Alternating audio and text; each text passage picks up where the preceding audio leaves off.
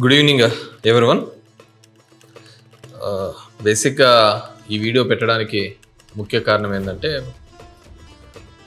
అధికారంలో ఉన్నప్పుడు మామూలుగా గుడ్ మార్నింగ్ ధర్మవరము లేకుంటే వివిధ కార్యక్రమాల ద్వారా ప్రజల వద్దరికి వెళ్ళడము, ప్రభుత్వం నుంచి వచ్చే పథకాలు కావచ్చు, ప్రభుత్వం నుంచి అందించే సహాయం కావచ్చు, అందుతుందా లేదా అనేది ఒక విశ్లేషించుకొని అక్కడ ఆ సమస్యకు ఒక సమాధాన రూపంలోనూ ఆ సమస్యను పరిష్కరించే విధంగా మనము ప్రయత్నం చేస్తూ ఉంటాం. ఆ విధంగా ఎన్నో సమస్యలను పరిష్కరించడం కూడా జరిగింది. చాలా చోట్ల కూడా ఈ విధంగా అయితే బెనిఫిట్ పొందగలుగుతామా అనేది కూడా చాలామంది పబ్లిక్ కూడా అవేర్నెస్ రావడం జరిగింది.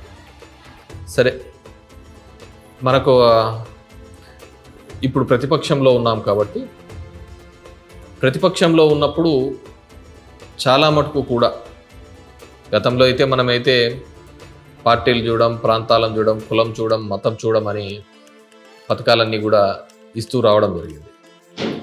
కానీ ఇప్పుడు అధికార పార్టీల వాళ్ళు ఒక కొత్త పద్ధతిని, మీరు వైఎస్ఆర్ కాంగ్రెస్ పార్టీతో తిరిగినారు, దాంట్లో తిరిగినారని ఒక కొత్త ఆలోచన విధానం చేస్తూ పథకాలు నిలబెట్టే కార్యక్రమం చేస్తున్నారు. నా నియోజకవర్గంలోనే కొన్ని గ్రామాలలో జరగడం జరిగింది. సో ఈ వీడియో ద్వారా రాష్ట్ర వ్యాప్తంగా ఉన్నటువంటి ఇలాంటివి భవిష్యత్తులో ఎదురైతే దాన్ని ఏ విధంగా ఎదుర్కోవచ్చు, ఏ విధంగా దాన్ని ఇది చేయొచ్చు అయితే ఫ్రీ ఆఫ్ కాస్ట్తో. ఎందుకంటే ఒకటి ఏదైనా రాలేదంటే మళ్ళీ మనం కోర్టుకు పోవడము, అక్కడ లాయర్ ఫీజెస్ ఇవన్నీ కూడా ఎక్కువగా ఉంటాయి, వ్యయ ప్రయాసాలు ఉంటాయి. వాటన్నిటికీ ఇది లేకుండా తక్కువ ఖర్చుతో ఏ విధంగా చేసుకోవడానికి అని చెప్పేసి ఒక అవేర్నెస్ ఇద్దాము అనే ఉద్దేశంతో ఈ వీడియో చేయడం జరుగుతుంది. గౌరవ న్యాయస్థానాలు ఇప్పుడు అంటే దగ్గర ఒక 10 ఏళ్ల నుంచి కూడా ఇవి బాగా యాక్టివ్గా ఉన్నాయి. మండల్ లీగల్ సర్వీస్ అథారిటీ అనేది ప్రతి నియోజకవర్గంలోనే వాళ్ళ నియోజకవర్గంలో ఉన్న కోర్టు ఉంటే ఆ కోర్టు పరిధిలో ఒక చైర్మన్ని అపాయింట్మెంట్ చేసి ఒక న్యాయస్థానంలో ఉన్న న్యాయమూర్తి గారు ఈ చైర్మన్కి హెడ్గా ఉంటారు. అంటే ఎటువంటి లాయర్ ఫీజు లేకుండా మనము సమస్యను ఇప్పుడు లోక్ అదాలత్లో లాగా ఇంకో విధంగా ఏ విధంగా అయితే సమస్యను పరిష్కరించుకుంటూ ఉంటారో అదేవిధంగా ఈ సర్వీస్ ద్వారా గౌరవ సుప్రీంకోర్టు గతంలో ఇచ్చిన ఆదేశాల అనుగుణం ఇది రన్ అవుతుంది. కొంతమందికి అవేర్నెస్ ఉండొచ్చు, అవగాహన ఉండొచ్చు, కొంతమందికి లేకపోయి ఉండొచ్చు. సో దాని మీద అది ప్రతి శనివారము కూడా చైర్మన్ అంటే ఈ mandal legal service authority chairman అనేటువంటి న్యాయమూర్తి ఖచ్చితంగా అక్కడ చైర్లో కూర్చొని మనం ఇచ్చే ప్రతి అర్జీని, మనం ఒక రూపాయి కట్టక్కర్లేదు, ఒక లాయర్ కూడా అవసరం లేదు, వాళ్ళే ఒక లాయర్ని పెడతారు అక్కడ అవసరమైతే పెట్టి మనము మన సమస్యని, ఉదాహరణకు ఎవరైనా కానీ పెన్షన్ తీసివేసినారే అనుకోండి, ఆ పెన్షన్ తీసేసింటే ఇదో నాకు అర్హత ఉంది, ప్రభుత్వం ఇదో ఈ విధమైన గైడ్లైన్స్ ఇచ్చింది, జీవో ఇచ్చింది, ఆ జీవో ఇచ్చినప్పటికీ కూడా ప్రభుత్వం ఇచ్చిన దానిలో కూడా నేను అర్హత పొంది ఉన్నాను, గత 5 సంవత్సరాలు 10 సంవత్సరాలుగా నాకు అర్హత కింద నాకు వస్తుంది, అయినా కానీ అధికారులు ఇక్కడ ఉన్న రాజకీయ నాయకుల ఒత్తిళ్ల మేరకు అవన్నీ తీసివేస్తున్నారు అనే భావన గన మనకు ఉంటే, ఆ విధంగా తీసివేసి ఉంటే ఖచ్చితంగా ప్రతి శనివారం మనం అర్జీ రిక్వెస్ట్ ఇస్తే డైరెక్ట్ న్యాయమూర్తికే తీసుకుంటుంది. ఏ లాయర్ అవసరం లేదు, అర్జీలో మనం మన సమస్య ఏదో రాసుకొని ఇచ్చేస్తే ఆ సమస్య అక్కడ ఇమ్మీడియట్గా ఇస్తేనే ఇమ్మీడియట్గా న్యాయమూర్తి సంబంధించిన అధికారిని ఆ శనివారమే కావచ్చు లేదంటే వచ్చే శనివారానికైనా కానీ పిలిపించి ఎందుకు ఆ విధంగా చేశారు అని వాళ్ళతో ఎక్స్ప్లెనేషన్ రాయించుకొని, ఒకవేళ వాళ్ళ మీద తప్పు జరిగి ఉంటే ఆ తప్పుకు సంబంధించి కూడా వాళ్ళ మీద సరైన విధంగా వాళ్ళని మందలించి ఆ ప్రభుత్వం నుంచి వచ్చే పథకాలు, ఇది ఓన్లీ ప్రభుత్వ పథకం, ఏ సమస్య అయినా సరే ఈ మండల్ లీగల్ సర్వీస్ అథారిటీకి మనం ఇవ్వచ్చు. ఎవ్రీ సాటర్డే ఆడ కూర్చుంటారు. మార్నింగే పోయి మనం అర్జీ రాసుకొని ఇస్తే మనకు ఈ పెన్షన్స్ కావచ్చు, భవిష్యత్తులో తీసివేసే ఏదైనా సరే, అది ఇద్దరి మధ్య ఉన్న సమస్య ఉండి కూడా అధికారి రెస్పాండ్ కాకపోయినా, ఏ ఉద్యోగి కానీ ఫలానాది ఏదైనా ఉంటుంది, ఆ ఉద్యోగి రెస్పాండ్ అవుతూ ఉండడు, స్పందిస్తుండడు, మనం అర్హత పొంది ఉంటాం అయిన ఉంటే అలాంటిది కూడా ఆ మండల ఆ చైర్పర్సన్కి ఇస్తే ఖచ్చితంగా మనకు గౌరవ న్యాయమూర్తి వాళ్ళు మనకు న్యాయం చేస్తారు. ఇది ఒక విధానం. పథకాల విషయంలో కావచ్చు, ఇద్దరి మధ్య ఉన్న సమస్యను సంబంధించిన అధికారి స్పందించకపోతే, అది ఎటువంటి సమస్య అయినా సరే, ఒక మధ్యస్థం ద్వారా, అంటే అది రెవెన్యూ అధికారులు కావచ్చు, ఇంకో అధికారి కావచ్చు, అర్హత ఉండి కూడా వాళ్ళకి ఆ విధంగా ఉన్నా కానీ వాళ్ళు స్పందించకపోతే దాని మీద మనము చర్యలు తీసుకోవడానికి ఈ మండల్ లీగల్ సర్వీస్ అథారిటీని ప్రతి నియోజకవర్గంలోనూ ఉన్న కోర్టులో మనం ప్రతి శనివారము కూడా, ప్రతిరోజు ఉంటుంది కానీ ప్రతి శనివారము దీని మీద చైర్పర్సన్ గారు అక్కడ కూర్చుంటారు కాబట్టి, చైర్పర్సన్ అంటే న్యాయమూర్తి కూర్చుంటారు కాబట్టి ఆ రోజు సంబంధించిన అధికారిని పిలిపించి వాళ్ళు ఎందుకు చేయలేదో వాళ్ళను అడిగించి నెక్స్ట్ ఎప్పుడు చేస్తామని కూడా రాతపూర్వకంగా వాళ్ళ దగ్గర స్టేట్మెంట్ తీసుకొని గౌరవ న్యాయమూర్తి మనకు న్యాయం చేసే అవకాశం దాని ద్వారా మనం పొందవచ్చు.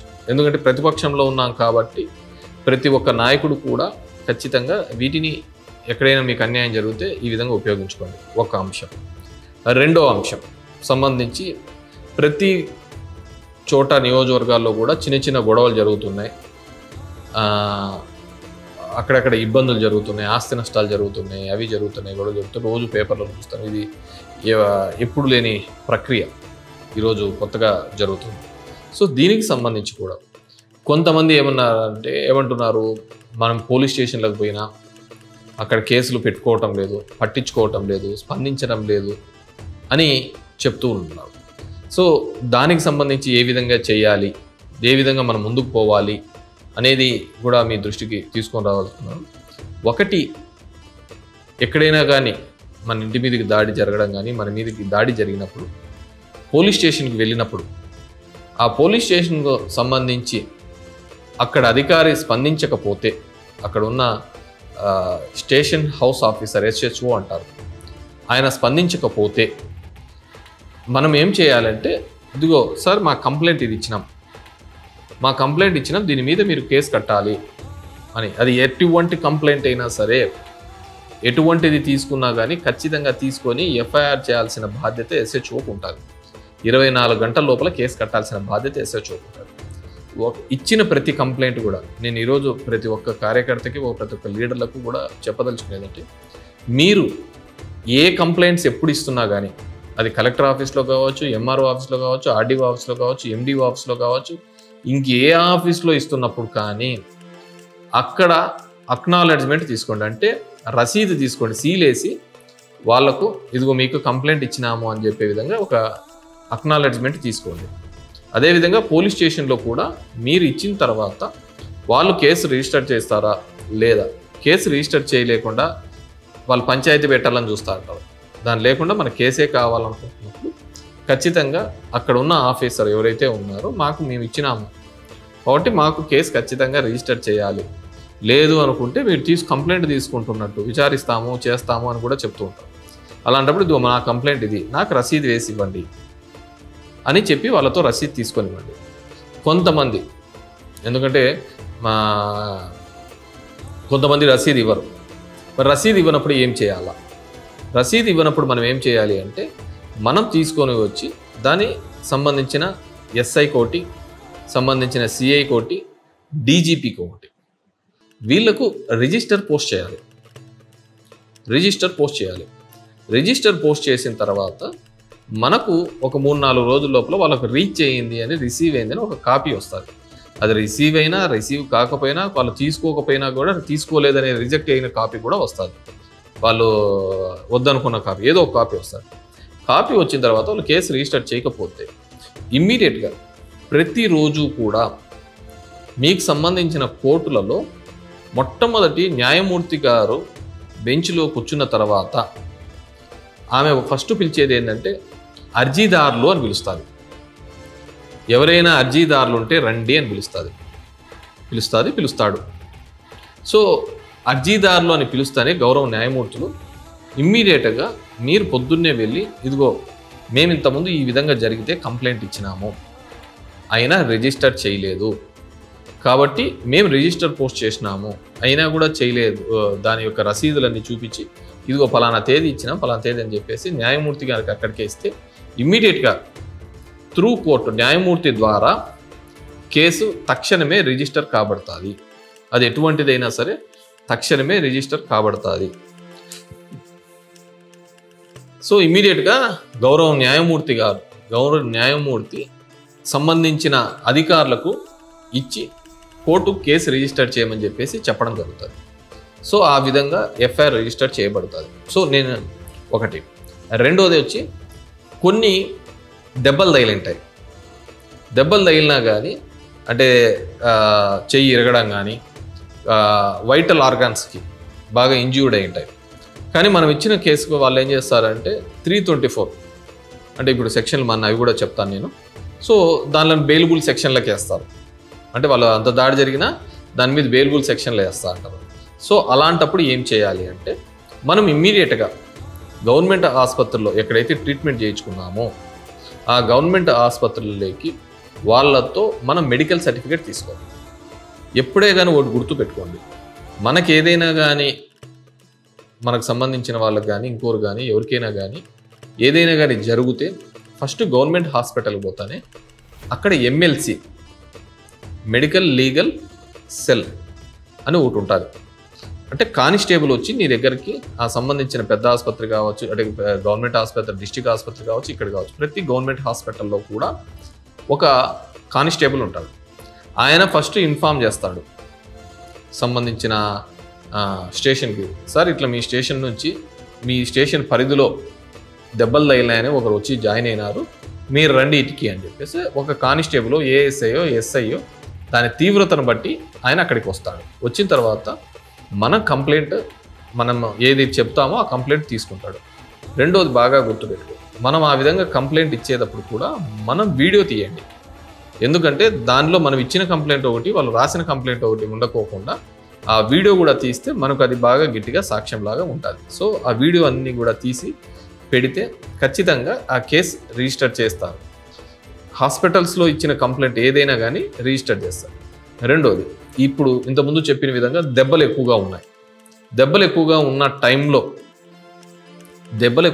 టైంలో ఏం చేయాలంటే ఆ వూండ్ సర్టిఫికేట్ అవన్నీ తీసుకొని పోతే అది 326 కిందకి కన్వర్ట్ చేసి, ఏదైతే 324 బెయిలబుల్ కిందగా పెట్టాడో అది 326కి బెయిలబుల్గా చేసుకొని నాన్ బెయిలబుల్ కేసు అవుతుంది. మామూలుగా కొత్తగా ఇచ్చిన దాని ప్రకారం సుప్రీంకోర్టు ఇచ్చిన గైడ్లైన్స్ ప్రకారం 7 సంవత్సరాల కంటే కింద ఉండేవన్నీ కూడా బెయిలబుల్ సెక్షన్స్, నాన్ బెయిలబుల్ అయినా కానీ స్టేషన్ బెయిల్ ఇవ్వాలి అని చెప్పేసి it's description of the officer యొక్క దీన్ని బట్టి బెయిల్ ఇవ్వాలి అని చెప్పేసి 7 సంవత్సరాల కంటే కింద ఉండేది. 7 సంవత్సరాల కంటే పైన ఉండేది ఏదైతే ఉందో, 7 సంవత్సరాలకి అయితే పైన ఉందో వాటిని ఖచ్చితంగా రిమాండ్కి పంపించాలి. సో ఎప్పుడైతే మీరు ఈ వూండ్ సర్టిఫికేట్ తీసుకుంటారో, దెబ్బలు తగిలినట్టు హాస్పిటల్ నుంచి సర్టిఫికేట్ తీసుకుంటారో 324 అనేది 326 అవుతుంది. అప్పుడు అది నాన్ బెయిలబుల్ కింద అవుతుంది, 10 సంవత్సరాల కిందికి వస్తుంది. కాబట్టి ఖచ్చితంగా వారిని జైలుకి పంపిస్తారు, రిమాండ్కి పంపిస్తారు. ఒకటి. సో ఇది మీరు చేసుకోవాల్సిన ఇంకోటి ఏంటంటే దీంట్లో బెయిలబుల్ సంబంధించి 324 కానీ 323 కానీ ఈ దీనికి సంబంధించి వచ్చినప్పుడు బెయిలబుల్ సెక్షన్కు 41A నోటీస్ ఒకటి ఇస్తారు. అది ఇచ్చినంటే మనం అక్కడ పోయి విచారణకు హాజరైనట్టు అది తీసుకొని రావాలన్నమాట. సో బెయిలబుల్కి తీసుకుంటే ఆ 41A నోటీస్ తీసుకుంటే వాటికి ఇన్వెస్టిగేషన్ మనం సహకరించినాము అని ఏ దానికైనా గుర్తుపెట్టుకోవాలి. ఒకటి, ఇన్వెస్టిగేషన్కి సహకరిస్తున్నంత వరకు ఎవరు ఏమీ చేసే కదా, ఎవరు ఇన్వెస్టిగేషన్ సహకరించినప్పుడే ఇవన్నీ కూడా ముందుకు వస్తూ ఉంటాయి. సో నేను ఈరోజు ఈ వీడియో ద్వారా, ఎందుకంటే how to protect our self, మనకు జరిగిన 24 గంటలు అనేది చాలా ఇంపార్టెంట్. ఒక కంప్లైంట్ ఇచ్చిన తర్వాత 24 గంటల లోపలనే మనం ఇచ్చే కంప్లైంట్ బేస్ అవుతుంది. ఎందుకంటే డిలే ఎఫ్ఐఆర్ అంటారు. మనం ఇచ్చే కంప్లైంట్ కన్నా లేట్ అయింది అనుకో ఖచ్చితంగా ఆ కేసు బలహీనపడుతుంది. కాబట్టి తక్షణమే ఆ కంప్లైంట్ ఇచ్చే కార్యక్రమం కూడా చేసే కార్యక్రమం చేయండి. కంప్లైంట్ కూడా డిలే అయితే కేసు బలహీనపడుతుంది. సో జరిగిన తక్షణమే ఆ కంప్లైంట్ ఇచ్చే కార్యక్రమం చేయండి.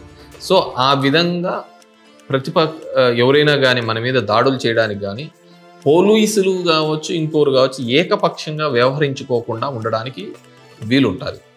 మూడోది, మన వాళ్ళను ఎవరైనా కానీ పోలీసులు తీసుకొని పోయిన తర్వాత వస్తారు, ఒక రోజు రాత్రి వస్తారు, సడన్గా తీసుకొని పోతారు. తీసుకొని పోయినప్పుడు ఖచ్చితంగా మీరు ఫొటోస్, వాళ్ళు ఎవరైతే వస్తున్నారో వాళ్ళ ఐడి కార్డ్స్ అన్నీ కూడా ఖచ్చితంగా వెరిఫై చేయండి.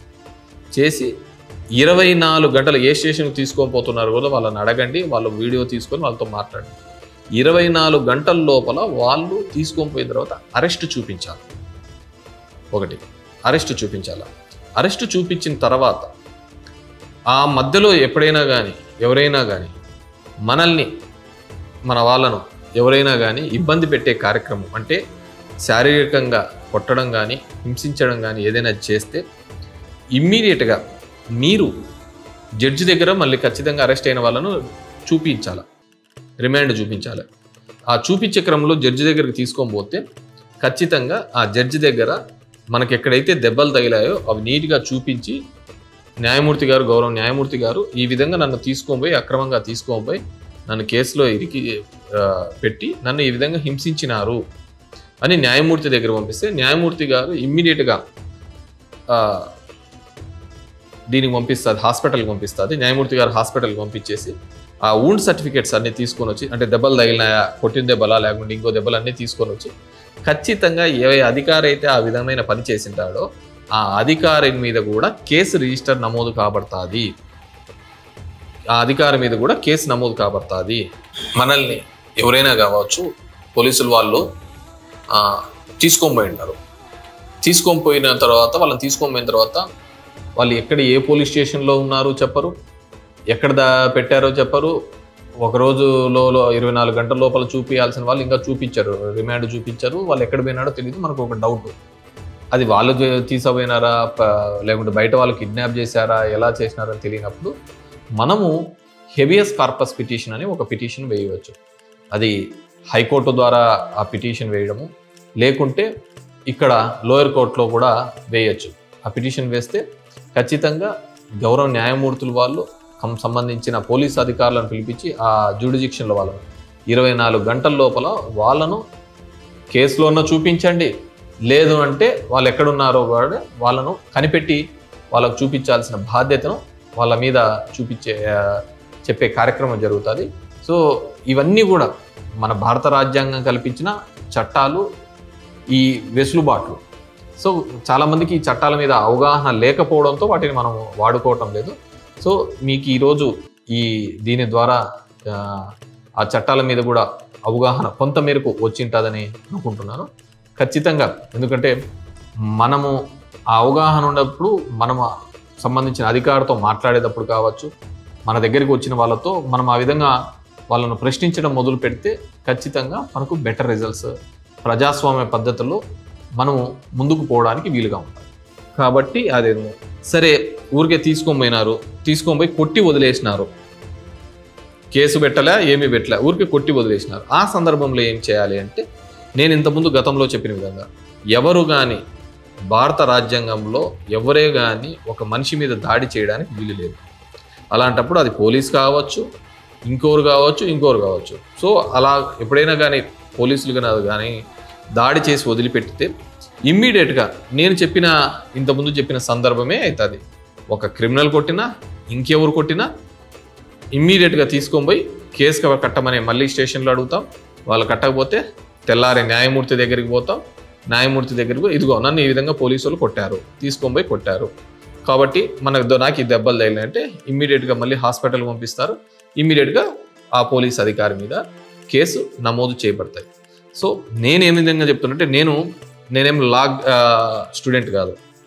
నా 18 ఏళ్ళ రాజకీయ జీవితంలో పొద్దున్న లేచిన నుంచి అన్ని వర్గాల వారితోనూ నేను ఉంటాను, అందరితోనూ తిరుగుతూ ఉంటాను, అందరూ కూడా ఉంటారు. సో వీళ్ళందరూ కూడా చట్టం మీద అవగాహన కలిగి ఉంటే, ఇంతకుముందు నేను గుడ్ మార్నింగ్ ధర్మవరం ద్వారా ఏ విధంగా అయితే ప్రభుత్వం యొక్క పథకాలు, ప్రభుత్వం చేసిన చట్టాల మీద అవగాహన ఉంది కాబట్టి నేను ప్రజలకు న్యాయం చేసే దిశగా అడుగులు వేయడం జరిగింది.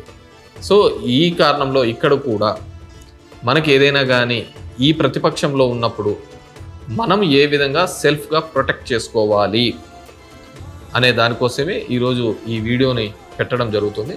కాబట్టి ఖచ్చితంగా ఈ ఆంధ్రప్రదేశ్లో ఉన్న వాళ్ళు మీరు ఈ విధంగా కక్ష సాధింపు చర్యలు ఎవరు చేపట్టినా, ఏ విధంగా చేపట్టినా కూడా ఈ విధంగా వాటి నుంచి మనకు ఒక సమాధానం, ఒక సొల్యూషన్ దీని ద్వారా తెచ్చుకోవడానికి వీలవుతుందని చెప్పేసి తెలియజేసుకుంటాం.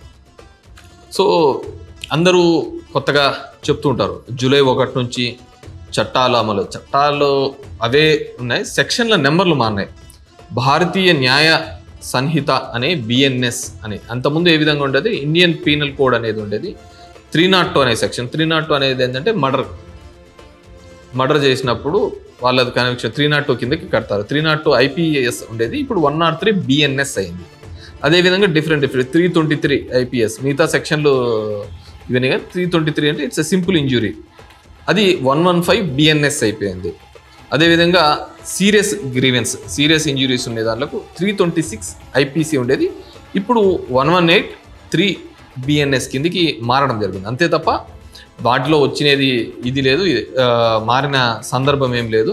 సెక్షన్లు మానే అది ఒక పౌరుడుగా మనకు అది లాయర్లకు, పోలీసు వాళ్ళకు, వాళ్ళకు సంబంధించి ఆ సెక్షన్ల మార్పు. కానీ మనకు జరుగుతున్న విషయానికి సంబంధించి దీని మీద మనం కొద్దిగా అవేర్నెస్ ఉంటే ఏ విధంగా మనల్ని మనం ప్రొటెక్ట్ చేసుకోవాలి. ఎప్పుడే మన కోసం ఇంకోడు దిగి వచ్చినాడు, ఇంకోడు కోసం మన కోసం పుట్టాడు కాదు. ప్రభుత్వం నుంచి వచ్చేవి కావచ్చు, మనల్ని ఎవరైనా కానీ కక్ష సాధింపుతో వేధిస్తే కావచ్చు, ఈ రెండింటినీ మీకు వివరించడం జరిగింది. ఖచ్చితంగా భవిష్యత్తులో మీరు మిమ్మల్నిగా ప్రొటెక్ట్ చేసుకొని అందరూ కూడా అండగా నిలుపుతాం. మేము అందరము ఉంటాము, అందరం కూడా కలిసికట్టుగా ఈ 5 సంవత్సరాలు కూడా పోరాడాల్సిన అవసరం ఉంటుంది, పోరాడతాం కూడా. కానీ అంతకు ముంచి మనం ఏ విధంగా ఉండాలని నేను ఇంతకుముందు చెప్పిన విధంగా నా జర్నీలో డిఫరెంట్ కైండ్ ఆఫ్ పీపుల్ని ఏ విధంగా మా క్యాడర్ని కాపాడుకోవడం కావచ్చు, అదేవిధంగా ఈ విధంగా అక్రమ కేసులు పెట్టినప్పుడు ఏ విధంగా వాటి నుంచి బయటపడాలని మేము చేస్తూ ఉంటాం మామూలుగా. అదేవిధంగా మా ప్రాంతంలో ప్రభుత్వం నుంచి చిన్న టెక్నికల్గా ఉన్నప్పుడు చట్టం మీద అవగాహన ఉంటే, చట్టం మీద అవగాహన ఉంటే ఖచ్చితంగా మనం కాపాడుకోవడానికి వీలుంటుంది, 10 మందిని కాపాడడానికి కూడా వీలుంటుంది. Thank you very much.